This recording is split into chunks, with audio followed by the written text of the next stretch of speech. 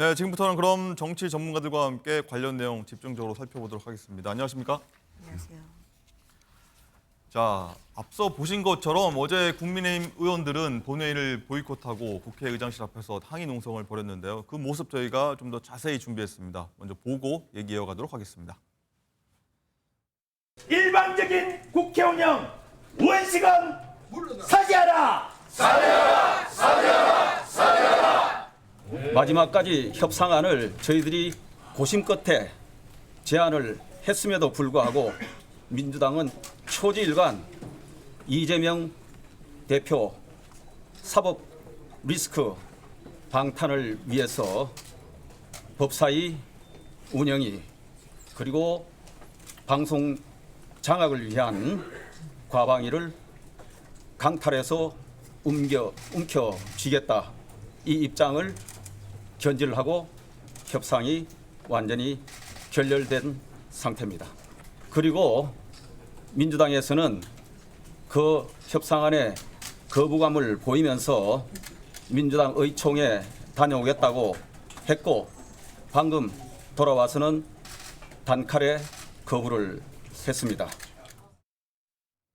네, 다 들으셨고 장현주 부위원장께 먼저 한번 여쭤보겠습니다. 자, 추경 원내대표 지금 방금 얘기 들어봤는데 자, 법사위를 준다면 운영이 과방위 포기하겠다 이렇게 협상안을 민주당이 제시했는데 민주당이 받아들이지 않았거든요. 이거 왜 안 받은 겁니까? 글쎄요. 사실 저는 그 국민의힘의 원내대표가 그 협상에 대해서 진정성 있게 그동안 임했는지에 대해서 의문을 가지고 있습니다. 왜냐하면 사실 지금 소수 정당이 된 여당 입장이거든요. 그 여소야대 국면에서 야당과의 협상력을 또 보여줘야 되는 것도 국민의힘 원내대표의 역할이었을 텐데 그동안 사실 이 원구성과 관련해서 법정 시한을 지킬 것이고 안 되면 법대로 하겠다라는 것이 민주당의 입장이었습니다. 그렇기 때문에 그 부분에 대해서 또 협상을 또 진지하게 임해야 되는 것도 뭐 여와 야의 또 책무였을 거라고 생각이 드는데요. 그 과정에서 야당은 계속해서 법사위와 운영이 양보할 수 없다라는 이야기 해왔었는데 추경호 원내대표 입장에서는 그런 상황이면 더 이상 협상이 어렵지 않겠냐라는 취지로 사실상 협상을 포기하는 것 아니겠느냐라는 평가도 나왔던 상황이었습니다. 저는 국민의힘이 집권 여당으로서 이 협상 과정에서 좀 무책임했다라는 생각이 드는데요. 단순히 그냥 민주당이 이미 결론을 정해놓고 법사위, 운영위 민주당이 가져간다라고 양보를 안 하겠다라고 하는 상황이니 국민의힘은 어쩔 수 없다라는 취지로 보이콧한다라고 한다면 민주당을 탓하고 결국에는 집권 여당의 책임을 좀 무마해 보려고 하는 것 아니겠느냐라는 생각이 듭니다. 오히려 법사위를 준다면 운영이 과방위 포기하겠다 이런 협상에 대한 이야기들은 그 전에 나왔어야 되는 이야기들이고 또는 법사위나 운영위 과정에서 그런 민주당에게 뭔가 협상의 안을 제시하는 것이 시기적으로 너무 늦은 것은 아니었나라는 아쉬움이 듭니다. 막판이라도 협상이 안 되는 거였는지 좀 궁금한데 일단은 이종구 실장님. 네. 자, 국민의힘에서는 국회 그동안 상임위원장 두고 관례를 좀 많이 얘기했었습니다. 관례상 지금까지 이래 왔는데 민주당이 왜 이러느냐 강조를 많이 했거든요. 네. 자, 법사위를 준다면 운영이 과방위 포기하겠다 했는데 민주당은 왜 안 받았을까요? 민주당은 처음부터 세 개 상임위를 내줄 생각이 없었지요. 그러니까 이미 상임위원장을 다 내정도 하고 투표도 했습니다. 먼저 만약에 법사위를 달라고 했으면 주었을까요? 아니면 또 다른 안을 제시했을까요? 이미 세 개를 다 가져가겠다고 공언도 하고 내정도 하고 투표도 하는 그 일정 속에서 과연 국민의힘이 어떠한 카드를 내놓을 수 있었을까요? 앵커께서 말씀하셨듯이 지금 어떠한 역대 개원 국회도 이렇게 법대로 하지 않았습니다.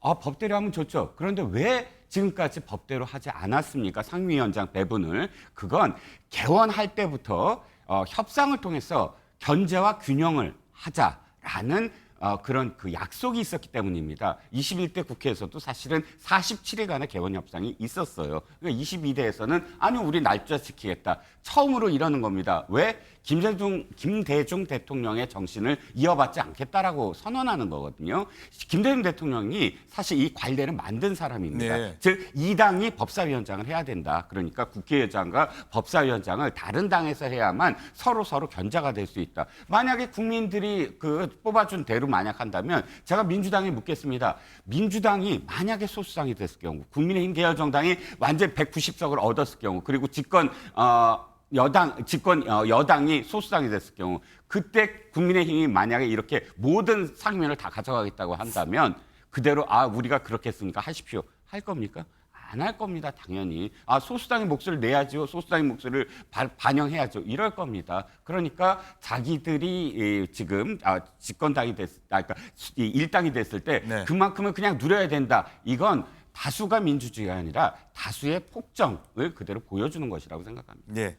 어쨌든 이 국회의장에 이어서 야당이 어제 상임위원장 선출을 단독으로 처리한 거는 헌정사상 첫 사례다 이렇게 기록이 됐는데 그 영상 보고서 얘기 이어가도록 하겠습니다.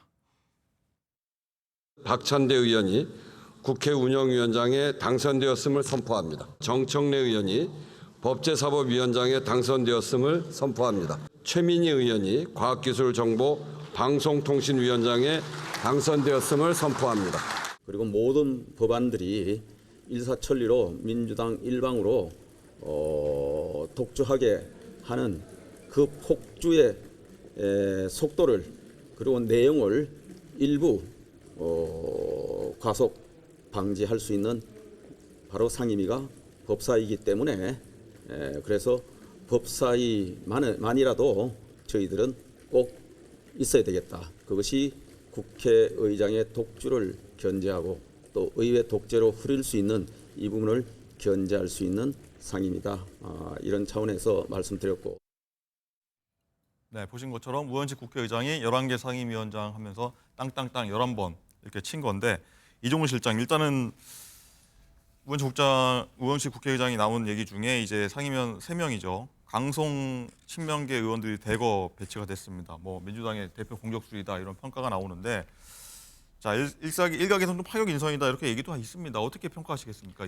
이런 분들이 배치된 부분? 이제 앞으로 민주당이 국회 운영을 어떻게 하겠다라고 선언한 측면이 있어 보여요. 이 세 분을 제가 편회하는 게 아니라 이 세 분은 사실상 의사봉을 휘두는 것보다는 민주당 쪽 상임위원석에 서서 자신들이 그러니까 상대로 해서 자신들의 어떤 뜻을 펼쳐나가는 그런 역할을 하시면 딱 어울리는 되게 저격수라든지 뭐 이런 역할을 하셨던 분들인데 이분들에게 의사봉을 쥐어주겠다는 건 곧 독선적인 어떤 운영을 하겠다라는 것이고 자신들이 이 다수의 어떤 그런 위원석을 배경으로 해서 의사봉을 마음껏 자신들이 원하는 대로 휘두르겠다 이런 것과 다름없거든요. 즉 그래도 다 가져가려면 그러니까 여당에서도 이분이 의사봉을 잡으면 그래도 우리 얘기를 좀 들어주겠다라고 할 수 있는 사람들이 없겠습니까? 민주당에도 분명히 중진 의원들 중에는 합리적인 분들이 있습니다. 하지만 이 세 분은 대표적으로 사실 그 한 정파, 즉 또 친명 일색 또는 강성 발언 또는 이 야당에 대해서, 그러니까 상대당에 대해서 존중을 하지 않는 그런 정치 활동을 특히나 보여왔던 분들이기 때문에 이 세계를 독식하고 이 세 분을 지금 이렇게 임명한 건 독선적인 운영을 하겠다라는 선언이라고 봅니다. 예, 어쨌든 장윤주 부위원장님 오늘부터 민주당은 이제 단독으로 이제 상임위 가동하겠다 이런 방침이라고 알려지고 있는데 네. 뭐 벌써부터 강대강 대치가 예상된다 이런 얘기 나오고 있습니다. 어쨌든 각종 특검법 공세를 펴겠다는 입장인데 바로 뭐 추진하는 건가요? 어떤 건가요? 그렇죠. 사실 이번 총선에서 확인된 민심은 결국 민주당으로 하여금 정권을 견제하고 그리고 민생에 관련해서도 일 제대로 하는 야당이 되어달라 그런 뜻이 있었다라고 생각을 합니다. 그렇기 때문에 국회가 지금 하루도 공전할 수 없고 일을 제대로 해야 된다라는 측면에서는 많은 분들이 의견을 일치하고 있고요. 그렇기 때문에 야당으로서는 지금 힘있게 그리고 속도가 있게 관련된 현안들을 처리하겠다라는 입장입니다. 그렇기 때문에 상임위도 단독으로 가동할 방침이라고 지금 전해지고 있는 것이고 그리고 일각에서는 너무 강성한 분들이 위원장이 된 것 아니냐라고는 하고 있지만 예. 또 민주당에서 바라봤을 때는 그분들이 강성하다, 공격적이다라고 볼 수도 있겠지만 또 한편으로는 추진력이 있다라는 평가도 내부적으로 받고 있습니다. 따라서 그렇기 때문에 추진력 있는 상임위원장들이 왔으므로 그동안 묵혀뒀던 여러 가지 개혁 과제들에 대해서 속도감 있게 처리할 수 있지 않느냐라는 기대감도 있는 것도 사실입니다. 물론 국민의힘에서는 법사위 법사위원장만큼은 국민의힘의 출신이 해야만 견제가 될 수 있겠지 않겠냐라는 또 어떤 논리를 펴는 것으로 보이긴 하는데요.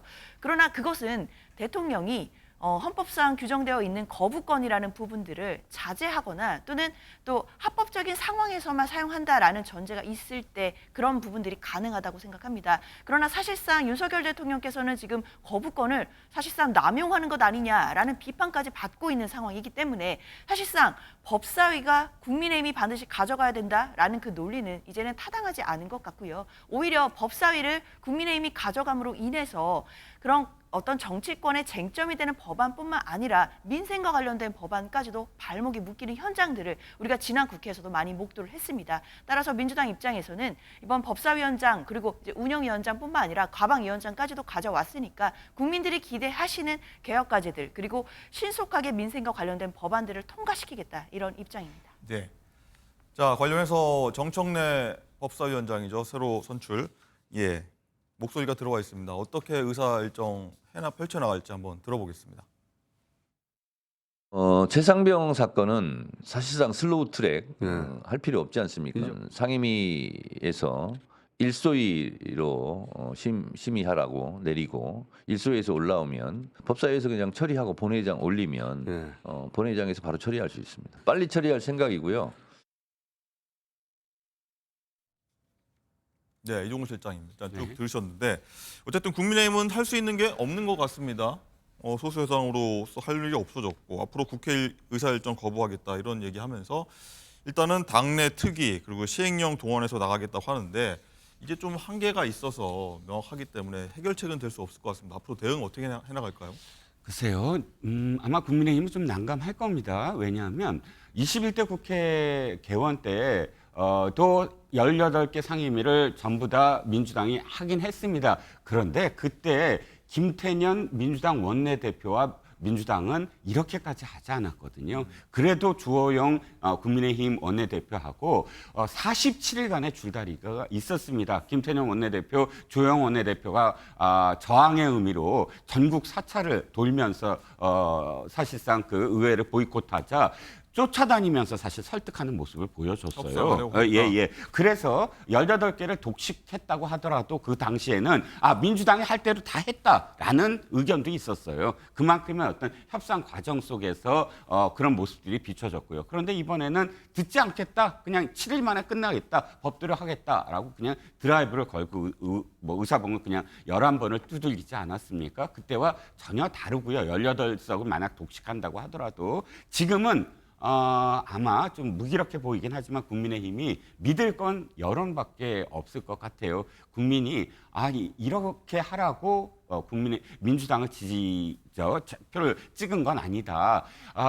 사실 소수당의 목소리를 얼만큼 담아내느냐가 민주주의거든요. 그런데 다수결에 의했으니까 우리가 우리 뜻대로 할 거야. 그러면 어떤 결과가 나오느냐? 독일의 나치당과 똑같습니다. 나치당도 독재에 의해서 된 게 아니라 국민들 다수가 원해서 다수결에 의해서 나치당이 생긴 거거든요. 언제나 다수를 정하는 그런 정당이 자기 뜻대로만 하려고 한다면 그건 그 결과는 언제나 독주와 독재와 독선으로 이어질 수밖에 없는 겁니다. 그랬을 때 국민들은 아마 민주당을 선거로서 평가하지는 않더라도 지지율은 하락되고 지지율이 하락될수록 당내에서 이건 아니다라는 목소리가 나올 것으로 보입니다.